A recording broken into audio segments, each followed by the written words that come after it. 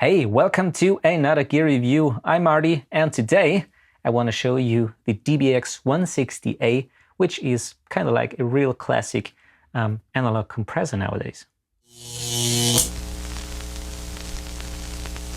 Alright, so the dbx 160A, I got this compressor for a very specific task actually. I use this on my bass channel on the analog console behind me. And it's really known, for example, to use it on the kick drum or on the snare, and especially on the bass. And the reason why this compressor has kind of like a classic status and is very well known around the world in recording studios is because it's very easy to use and it sounds great. And in combination with those two, it's a real keeper in your rack. So let's go quickly through the features. There's actually not much to it. You got a bypass button. You got also a slave where you can use this compressor in a stereo mode. So if two compressors connected on the back with a 1/4 inch cable, and you press the slave button and one becomes the master and hence the other one the slave.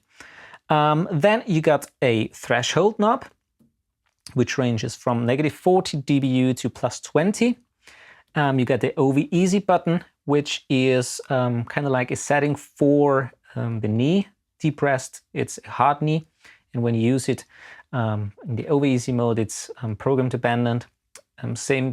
Everything on this is program dependent, depending on the input signal, also the attack and the release. Then the compression ratio, which goes from 1:1 up to infinity to 1. And then there's a little bit of a special here. You got also negative ratios, -5:1, -2:1, and -1:1. This means that a setting of -1:1, for example, the above threshold input signal must increase by 1 dB in level to decrease the actual signal at the output by 1 dB. So you can use this, for example, to make kind of like a cool effect when you compress a kick, a snare, or something like that. And so you will hear it later in the examples. And you got also an output knob, -20 dB to +20. And then you got also a rather beautiful LED display here, where you can see the input and the output level, as well as the gain reduction. This is actually really long, as you can see. So you have a really detailed view of how much gain reduction is going on, and as well as the input and output. And of course, you can switch with this button here, the input and output level indicator. All right, on the back, you got input and outputs, unbalanced balance, so with 1/4 inch inputs and also XLR. On the input, you also have a ground lift, so if you have a hum or something like that in the chain, you can, or you might reduce it with that. And then you have also a detector input. For example, in certain applications, you can use that to feed the compressor with a auxiliary send or another auxiliary device that it's now, then the compressor is reacting to that input source. And you got also here the stereo strapping input.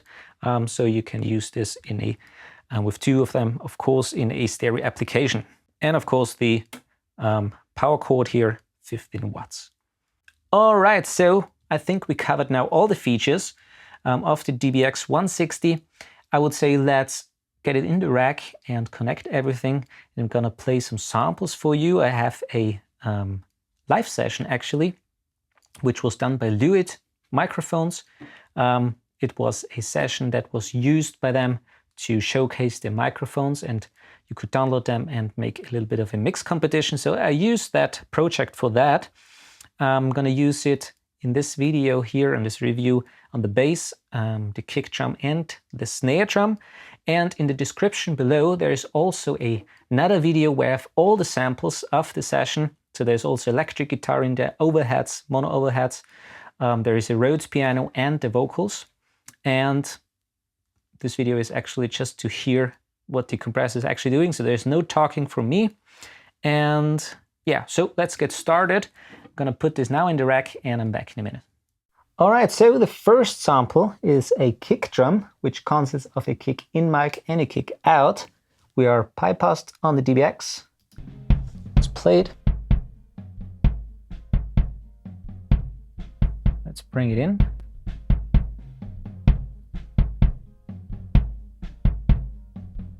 So on this indicator we see that we're below and above, so it's actually happening something there. We are above the threshold and below. And we have a ratio of 1:1, so nothing is happening on the gain reduction. So let's increase it to 2:1. And we can see we have up to 4 dB of gain reduction. Let's also increase a little bit the output. That's without. And with. Let's go to 4:1. 6:1.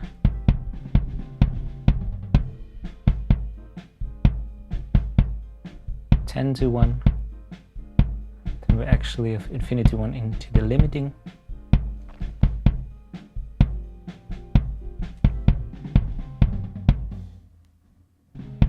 So let's overdo it a little bit.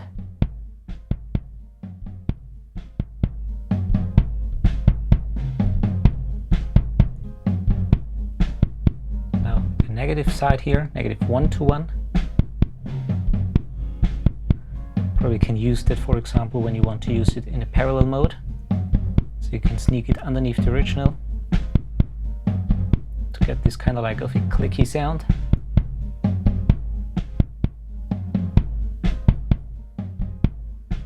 So something that I would use probably on the kick drum is 4:1.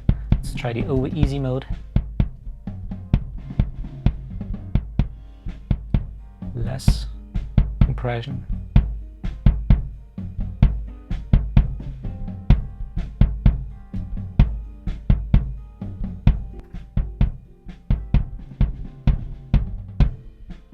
And width.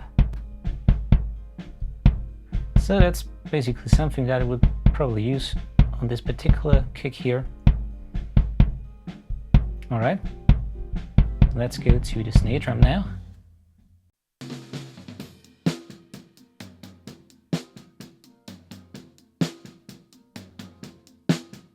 Bring it in again.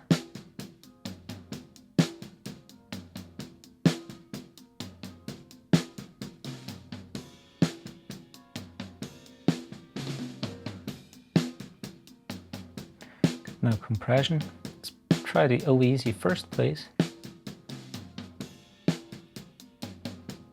Everything, the attack and release is program dependent, depending on the input source, how much is going into the compressor. So really easy to use. Let's smack it really hard here.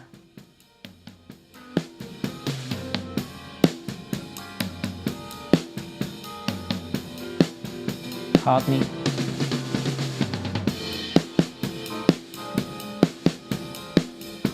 Again, something that we use, for example, in parallel compression. This is something that I would use on the snare. Maybe 3:1.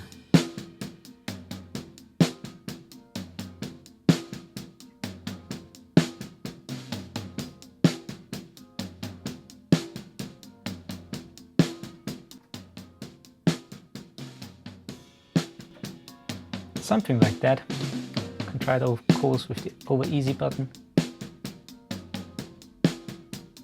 Maybe a little bit too much compression with the over easy.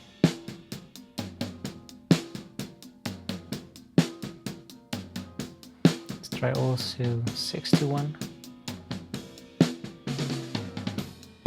Let's go back.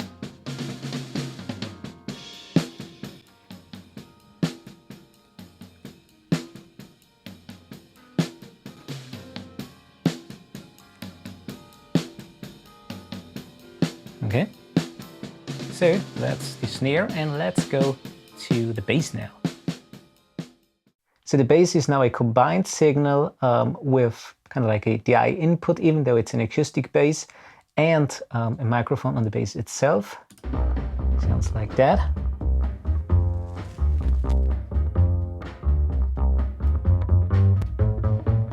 Bring in some compression. 2:1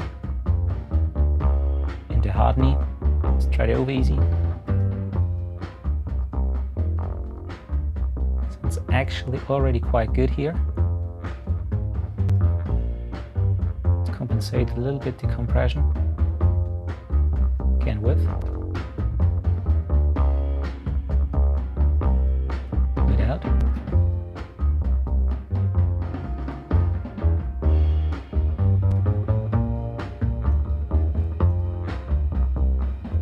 Let's try 4-to-1.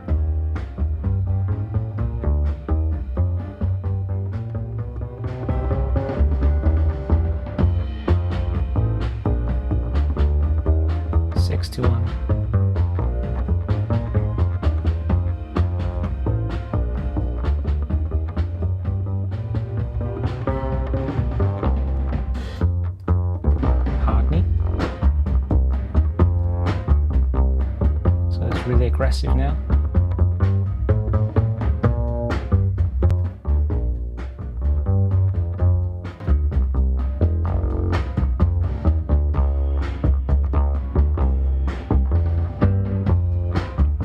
But depending on the mix, it might work as well. So something that I would use is maybe 4-to-1 over easy, just to really keep it in place here.